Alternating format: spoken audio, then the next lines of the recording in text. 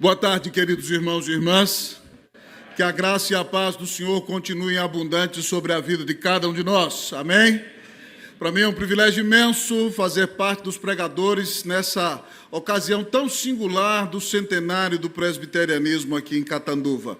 Louvamos a Deus pela vida do reverendo Benones, pelo pastorado profícuo aqui à frente desta igreja, também pela vida do conselho da igreja e pela vida de cada um dos irmãos membros desta igreja.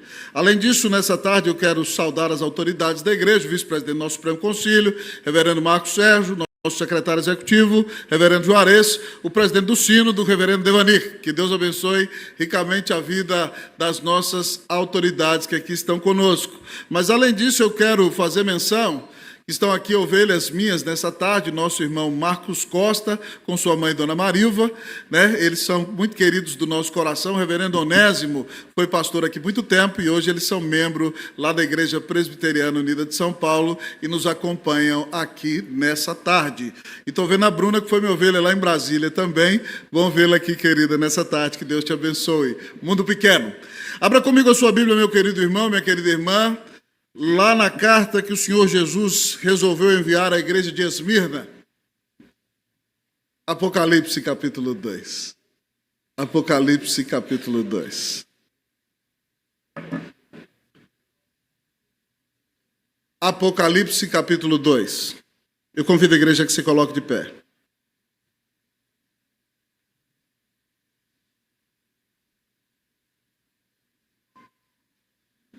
Assim diz a palavra do Senhor, Apocalipse 2, a partir do versículo de número 8.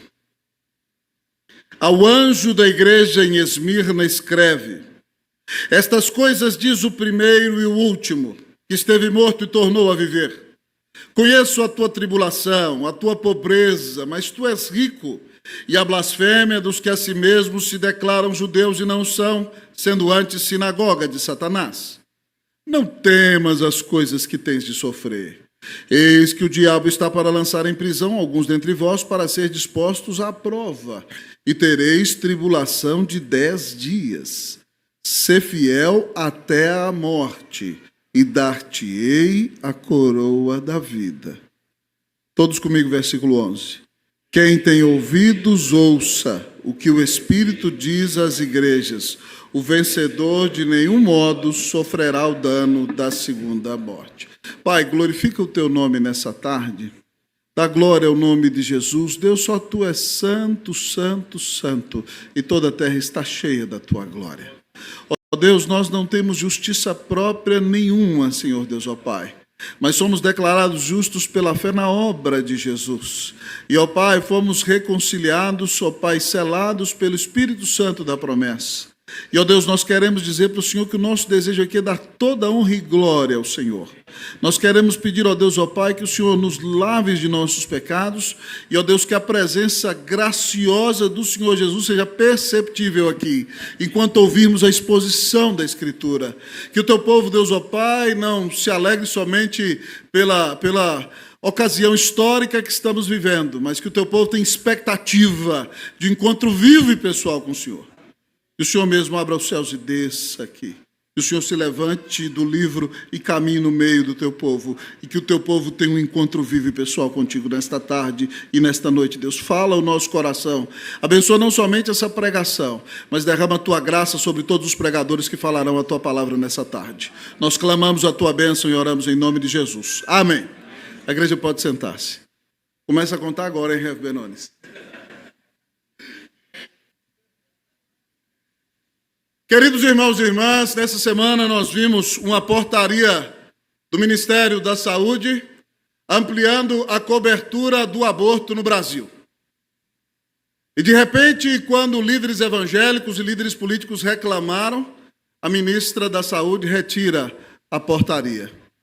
Mas, amados irmãos, essa é só uma demonstração do tipo de luta que nós, como igreja, enfrentamos no nosso país nos dias de hoje. Quando as próprias autoridades se levantam contra o Evangelho e contra tudo aquilo que é correto. E se não bastasse os grandes desafios que nós enfrentamos no Brasil, você vê a Igreja de Cristo lutando em diversas frentes no dia de hoje, há milhares de cristãos sendo perseguidos ainda nos países fechados. Há duas guerras acontecendo no mundo de hoje, e se nós olharmos para as circunstâncias, se nós olharmos para os desafios, se nós olharmos para os problemas que nós enfrentamos, o nosso coração vai ser dominado pela perplexidade. Mas nesses momentos tão desafiadores, amados irmãos, nós temos que nos lembrar que Deus nos amou, mandou o seu Filho para morrer numa cruz para nos salvar, e esse Filho nos encoraja a que permaneçamos firmes no seu caminho. Nessa tarde, nós lemos aqui, amados irmãos, uma carta de amor que o Senhor Jesus escreveu à igreja de Esmirna. A igreja de Esmirna é uma das 7 igrejas do Apocalipse. O Senhor Jesus escreve essa carta, manda essa carta através da pena do apóstolo João, quando ele está exilado na ilha de Patmos e tem a visão do Apocalipse no dia do Senhor. E essa igreja de Esmirna está numa das cidades mais antigas do mundo. Essa cidade era considerada uma cidade amiga de Roma. Naquela cidade há uma belíssima montanha, o Monte Pagos. E essa cidade era cheia de mansões naqueles dias, mas cheia também de templos de adoração a vários deuses. E quando o evangelho entrou na província romana da Ásia, através do avivamento que aconteceu em Éfeso, foi plantada na cidade de Esmirna uma igreja forte, uma igreja cheia do Espírito Santo de Deus, uma igreja cheia da graça do Senhor. Mas agora os irmãos estão nos dias do imperador Domiciano. E a igreja sofre uma perseguição terrível. A igreja de Esmirna tem vivido dias muito, muito difíceis. E o Senhor Jesus escreve para essa igreja que está em luta essa carta maravilhosa para dizer para ela que ela é uma igreja vitoriosa. Irmãos, o que o Senhor quer dizer à igreja de Catanduva é que no meio de todos os desafios que ela já enfrentou, que ela tem enfrentado e que ela irá enfrentar, enquanto ela permanecer comprometida com o Senhor e com o seu evangelho, esta igreja será uma igreja vitoriosa, para a honra e para a glória do nome de Jesus. Amém, meu irmão? Que Deus faça de você um cristão vitorioso, amém? Que Deus continue a fazer da sua igreja uma igreja vitoriosa nessa cidade, em nome de Jesus, amém? Ao olharmos para o texto da palavra, inicialmente o Senhor nos diz que uma igreja vitoriosa tem um Deus vencedor. Uma igreja vitoriosa tem um Deus vencedor. Versículo de número 8, a palavra diz assim: ao anjo da igreja em Esmirna escreve: estas coisas diz o primeiro e o último, que esteve morto e tornou a viver. O Senhor Jesus manda a carta ao anjo, ao pastor titular da igreja, aquele que é responsável pelo púlpito, e tem a mensagem de pregar com fidelidade esta carta e a palavra de Deus. E ao se apresentar a esta igreja, ele diz que ele é o primeiro e o último. Ao dizer que é o primeiro e o último, Jesus está dizendo que ele é eterno, amados irmãos. Ele é o Criador de tudo quanto existe, e no fim dos tempos todas as coisas irão glorificá-lo por toda a eternidade. Quando ele diz que é o primeiro e o último, ele está revelando que é o eterno. E o eterno é um só, que é Deus. Então, quando Jesus diz a eles que ele é o primeiro e o último, ele se apresenta a eles como o verdadeiro Deus.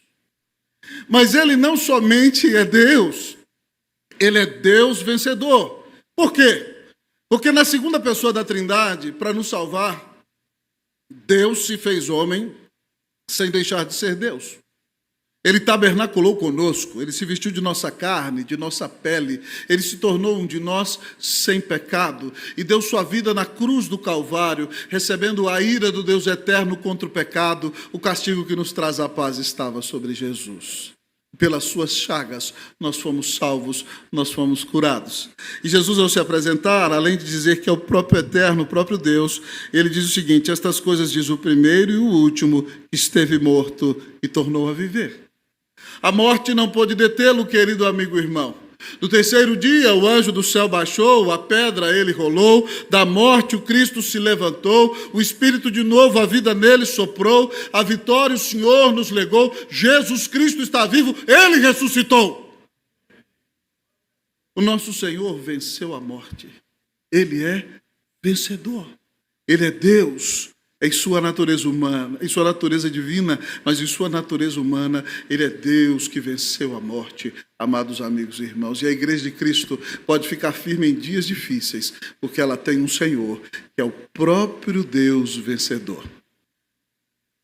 Na história antiga, amados irmãos, quando Júlio César ganhava uma batalha, ele entrava em Roma, na Via Ápia, sendo aclamado pela multidão romana. Então as pessoas se apinhavam nos edifícios, nas casas, à direita e à esquerda. E de repente entravam os inimigos derrotados primeiramente, e os generais, os exércitos, e a multidão romana vaiava aquelas pessoas, jogava excremento nelas, tomate, urina, e elas eram humilhadas. Mas depois que elas entravam e César mostrou o seu despojo que tinha conquistado, agora vem ele com o seu exército, e a multidão gritava: César, César, César, César, César, César, César. Naquele momento, o Senado romano nomeava um homem que subia ao carrinho de Júlio César, a sua carruagem ao lado dele, e quando gritava: César, César, César, aquele homem ia dizendo no ouvido de César: Memento morti est, memento morti est, memento morti est. E sabe o que significa essa expressão? Não te esqueças que tu não passas de um mortal. Não te esqueças que tu não passas de um mortal. Não te esqueças que tu não passas de um mortal. Ele não devia acreditar que era Deus, quando a multidão exaltava seu nome. Jesus, diferentemente, amados irmãos, quando se lhe abriram os portões celestiais, e ele entrou como aquele que venceu a morte, venceu o inferno, venceu o diabo, venceu o pecado, ninguém lhe dizia em seus ouvidos que ele é um mortal, porque ele é o próprio Deus. A Bíblia não descreve, mas eu acredito que os anjos aclamavam: Jesus, Jesus, Jesus, Jesus. Na sua ascensão, Cristo é exaltado e entra glorioso como Salvador que venceu o pecado, venceu a morte, triunfou dos principados e potestades da cruz. Ele é o Rei dos Reis, Ele é o Todo-Poderoso Senhor, Ele é o soberano dos reis da terra, Ele tem toda a autoridade sobre tudo e sobre todos, Ele é o Rei da glória e Ele nos ama e Ele deu a vida na cruz para nos salvar. Então, igreja, coragem nesses dias difíceis. Você não serve um Senhor coitadinho, você não serve um Senhor pobrezinho, você serve um Senhor que é eterno, e Ele venceu a morte, porque te amou e deu a vida na cruz para pagar os teus pecados. Que você crê em Jesus, e que você se fortaleça, para que seja vitorioso nos dias mais difíceis desta vida. Uma igreja vitoriosa tem um Deus vencedor. Que Deus faça de você um crente vitorioso. Pastor, mas o que mais caracteriza uma igreja vitoriosa? Uma igreja vitoriosa, em segundo lugar, nos diz o texto, tem um Deus conhecedor. Uma igreja vitoriosa tem um Deus conhecedor. Versículo de número 9 diz: Conheço a tua tribulação, a tua pobreza, mas tu és rico, e a blasfêmia dos que a si mesmos se declaram judeus e não são, sendo antes sinagoga de Satanás. Queridos amigos e irmãos, ser cristãos naqueles dias era muito mais difícil do que para nós. Era literalmente ter um alvo nas costas. O imperador romano exigia que qualquer pessoa, independentemente da religião que tivesse, entrasse pelo menos uma vez por ano no templo do imperador, se ajoelhasse e dissesse: César é o Senhor. E os cristãos eram levados ao templo de César e diziam: Jesus Cristo é o Senhor. E o que acontece em Esmirna é que muitos deles, que eram empresários, perderam seus negócios, foram espoliados de seus bens, viram seus familiares sendo assassinados e enfrentam dias tremendamente difíceis. E o Senhor Jesus escreve para eles dizendo o seguinte: eu conheço a tua tribulação. E o verbo usado para conhecer aqui significa ter um relacionamento íntimo. Jesus está dizendo para eles o seguinte: eu sinto a dor de vocês. A palavra para tribulação no grego significa literalmente ser lixado entre duas pedras. Eu sei como vocês estão sendo lixados entre duas pedras. Eu conheço a tua pobreza, eles perderam todos os bens, mas Jesus disse: não se enganem, vocês são pobres aos olhos dos homens, mas diante dos meus olhos vocês são ricos. E ele diz mais: eu também conheço a blasfêmia dos que a si mesmos se declaram judeus e não são, sendo antes sinagoga de Satanás. Nos dias, amados irmãos, do Império Medo-Persa e de Alexandre o Grande, os judeus se espalharam pelo mundo inteiro. E havia uma grande sinagoga judaica em Esmirna. E eles é que entregavam os crentes para que fossem presos, assassinados, denunciavam. Os judeus também perseguiram a Jesus em Jerusalém.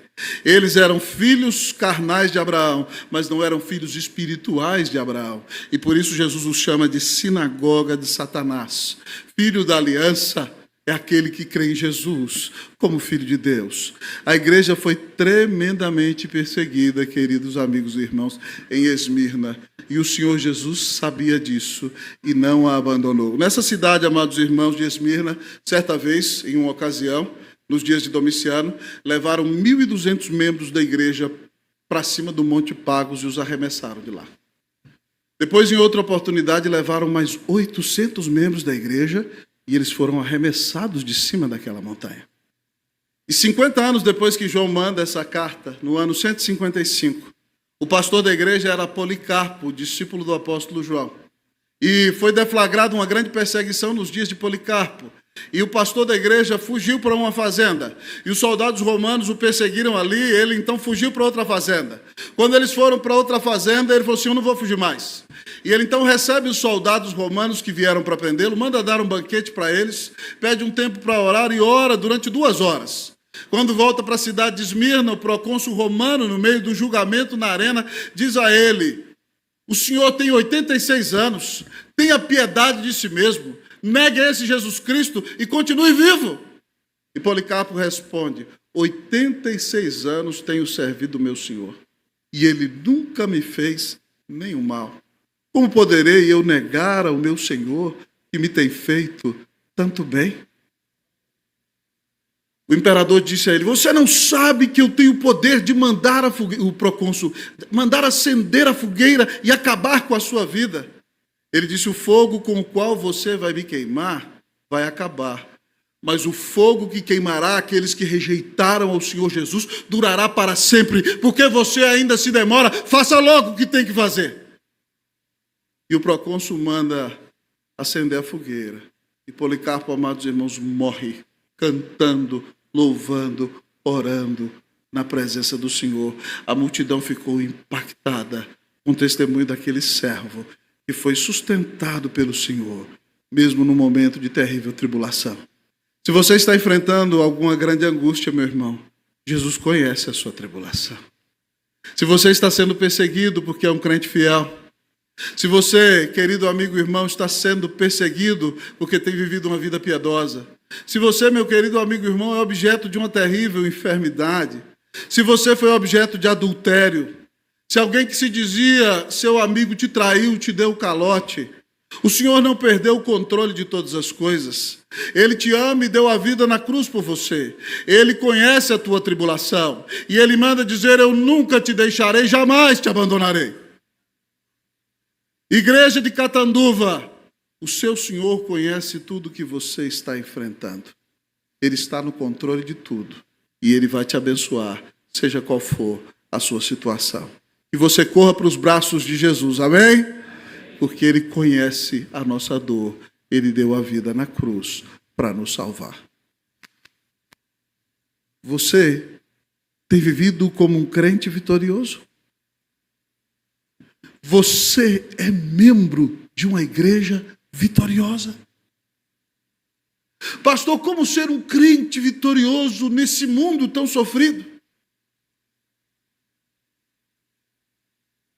Uma igreja vitoriosa tem um Deus vencedor. Uma igreja vitoriosa tem um Deus conhecedor. Mas em terceiro e último lugar, o texto nos diz que uma igreja vitoriosa tem um Deus encorajador. Uma igreja vitoriosa tem um Deus encorajador. O Senhor Jesus é muito sincero com aquela igreja, irmãos. Ele diz a ela o mandamento que ele mais diz nas Escrituras, não temas. E ele, amados irmãos, não doura a pílula. Ele diz para a igreja que ela vai ser perseguida. Ele diz aqui, não temas as coisas que tens de sofrer. Há sofrimentos que nós teremos que passar, amados irmãos, que foram estabelecidos no decreto de Deus, conforme a sua soberana vontade para o nosso bem. E às vezes esses sofrimentos são muito intensos, porque o texto diz, não temas as coisas que tens de sofrer, eis que o diabo está para lançar em prisão alguns dentre vós para ser dispostos à prova. Alguns momentos da nossa vida, meus amados irmãos, o Senhor, na sua soberania, permite que o inferno, permite que o inimigo das nossas almas venha nos atacar para provar se nós de fato somos fiéis a Jesus. Sofrimento intenso. Mas louvado seja Deus, amados irmãos, porque a tribulação não dura para sempre. Ela é passageira. O texto diz aqui, não temas as coisas que tens de sofrer, eis que o diabo está para lançar alguns dentre vós em prisão, para ser dispostos à prova, e tereis tribulação de 10 dias. 10 aqui, amados irmãos, é um número que significa inteireza. É um período completo de tempo. Não significa que a igreja de Esmirna foi perseguida só por 10 dias. Mas significa que foi por um período completo, perfeito de tempo estabelecido pelo próprio Deus. Mas que bênção, amados irmãos, que o Senhor se refere a um tempo para dizer que a tribulação passa. Ela não dura para sempre. Eu gosto muito do Salmo 119, 71, que diz: foi-me bom ter eu passado pela aflição, para que aprendesse os teus decretos. Ele não disse, foi-me bom ter eu ficado na aflição. Aleluia, passa. Foi-me bom ter eu passado pela aflição, para que aprendesse os teus decretos. A aflição vem como escola, para que nós aprendamos a vontade de Deus para a nossa vida. Mas esse Senhor encorajador, depois de ser realista e mostrar para eles que a tribulação vai passar, ele diz a eles o seguinte: ser fiel até a morte e dar-te-ei a coroa da vida. O crente deve ser fiel ainda em face da morte. E se nós formos fiéis ainda em face da morte, nós demonstraremos que a nossa fé é viva. De fato, nós confiamos em Jesus como nosso único Senhor e Salvador. E porque nós confiamos nele como nosso único Senhor e Salvador, a promessa que ele nos dá é a coroa da vida, a vida eterna. Imagine comigo aqui o quadro que o Senhor Jesus pinta, irmão, você adentrando aos céus e de repente você prostra de joelhos e o seu próprio rei coloca na sua cabeça a coroa da vida. Que bênção maravilhosa!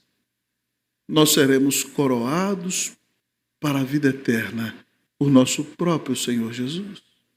E ele então continua encorajando a igreja, chamando a atenção dela, quando diz: quem tem ouvidos, ouça o que o Espírito Santo diz às igrejas. É como se ele pegasse um megafone e fizesse assim, ó: preste atenção no que o Espírito está falando com você. O que ele está falando, pastor? O vencedor de nenhum modo sofrerá o dano da segunda morte. Se você nasceu uma vez e nasceu segunda vez, nasceu de novo, você só vai morrer uma vez. Quem nasce uma vez só, morre duas vezes. É a matemática do céu. Mas se você nasce duas vezes, você morre uma vez só. Se você nasceu de novo, se você creu em Cristo Jesus, se você é vencedor, você não vai passar a eternidade no inferno, debaixo da ira de Deus. Mas você terá um lugar garantido nos céus, porque Jesus Cristo te amou e deu a vida na cruz para te salvar. Irmãos, muitas vezes nós trabalhamos para o Senhor e as pessoas não nos reconhecem, não apertam a nossa mão, não nos falam nem muito obrigado. Muitas vezes você atende uma pessoa durante anos. Você visita aquela pessoa, cuida dela no momento de enfermidade, chora com ela no momento em que ela perde alguém, só para quando um dia você não faz o que ela quer, ela sair falando mal de você para todo mundo. Ou cortar o relacionamento com você. Isso dói tremendamente o coração. Mas você precisa entender que o seu auditório não é esse público daqui. Você tem que agradar aquele que vai dizer para você: muito bem, servo bom e fiel. Foste fiel no pouco, sobre o muito eu te colocarei. Entra no gozo do teu Senhor.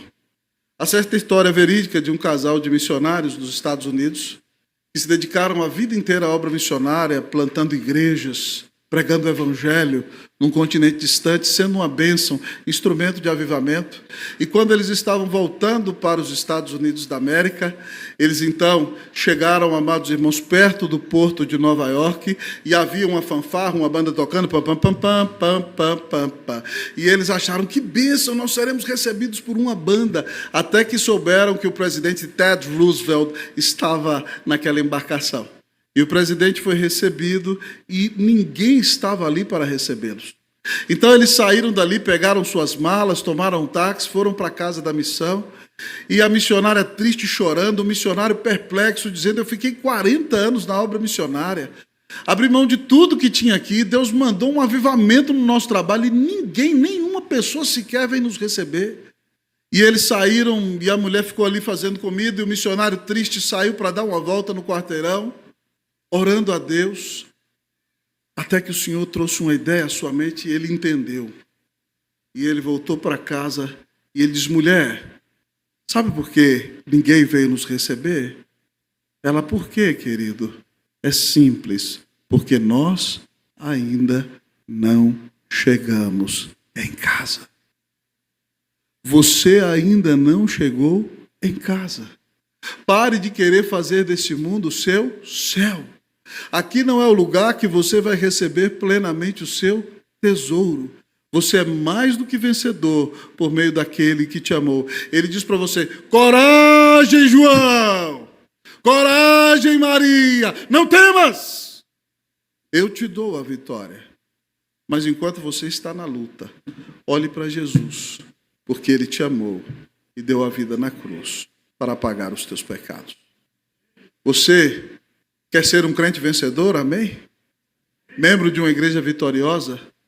Saiba que você tem um Deus vitorioso. Jesus venceu a morte e deu a vida na cruz por você. Saiba que você tem um Deus conhecedor. Ele conhece as suas lutas e se compadece de você. Saiba que você tem um Deus encorajador, que diz a você: coragem, eu tenho bênçãos maravilhosas para você. Coloque os seus olhos em mim. Eu te dou a vida eterna, eu te dou a minha bênção, eu te dou a minha paz. Que Deus faça de você um crente vitorioso. Que Deus faça da igreja de Catanduva uma igreja vitoriosa nessa cidade, para a honra e para a glória do nome de Jesus. Amém.